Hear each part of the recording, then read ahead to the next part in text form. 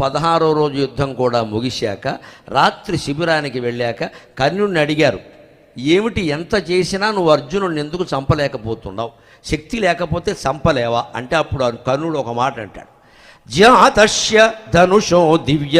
అర్జునుడి సంగతి మీకేం తెలుసు దుర్యోధన, ఇంతవరకు నీకు ఇష్టం లేని మాట కాబట్టి నేను ఎప్పుడు చెప్పాల, కానీ ఒప్పుకుంటున్నాను ఈవేళ సేనాధిపతిగా ఉండి ఒకరోజు యుద్ధం చేశా, సేనాధిపతిగా లేకుండా 6 రోజులు యుద్ధం చేశా, కానీ సాధ్యమయ్యేది కాదయ్యా, నీకు అర్థం కావట్లా. ఎందుకంటే జాతస్య ధనుషో దివ్య తదా అక్షయ్యే మహేషుధి సారథిస్తస్య గోవిందక సారథిస్తస్య గోవిందక మమతాదృంగ్ న విద్యతే.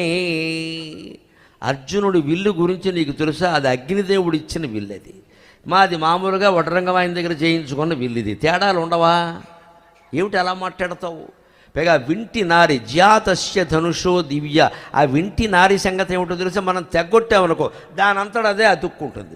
నీ వింటి నారి నా వింటి నారి తెగింది అనుకో, ఇంట్లోంచి ఇంటి నారి వచ్చి వింటి నారిని బిగించాలి ఇక్కడ, అంతవరకు ఇది బిగిసిపోతుంది. ఇది ఏం చేస్తాం, ఈ గ్రహస్థితులు నీకు అర్థం కావచ్చు, ఎంతసేపు పోరాడంటూ పోరాడితే పోతామయ్యా. ఆ వింటి నారి అద్భుతం, ఆ విల్లు అద్భుతం.